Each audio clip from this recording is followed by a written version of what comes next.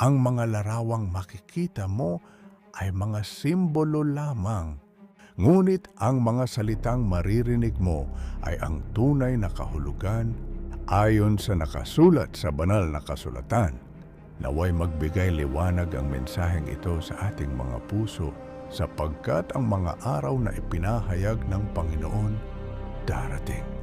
Ito ay hindi kathang isip, kundi paalala ng mga bagay na darating. Ayon sa salita ng Diyos, ang dalawang saksi ay tinutukoy bilang dalawang punong olibo at dalawang ilawan sa harap ng Diyos. Sino mang magtatangkang saktan sila ay lulupigin ng apoy mula sa kanilang bibig. May kapangyarihan silang pahintuin ang ulan, gawing dugo ang tubig at magpadala ng salot kung kailan nila nanaisin.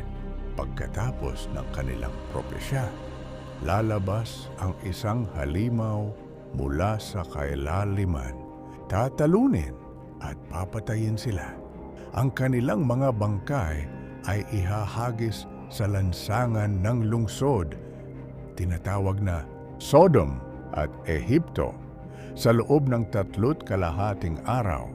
At titingnan sila ng mga tao mula sa iba't ibang bansa, nagbibigay ng regalo dahil pinahirapan nila ang mundo.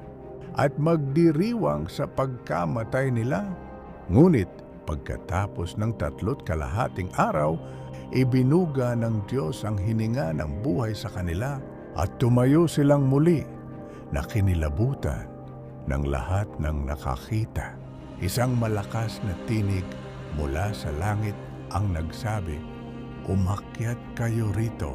At sila ay umakyat sa langit, sakay ng ulap habang pinagmamasdan ng kanilang mga kaaway. Sa parehong oras, isang malakas na lindol ang yumanig na sumira sa isang 10 bahagi ng lungsod at pumatay ng 7,000 ang namatay. At ang mga natirang tao ay nagbigay luwalhati sa Diyos. Ito ang pagtatapos ng ngunit may susunod pang pangatlo, pangalawang lagim. Mga kapatid, ang maikling mensaheng ito ay para magkaroon tayo ng kaunawaan at mabuksan ang ating isip at ito'y magiging paghahanda sarili sa takdang panahon.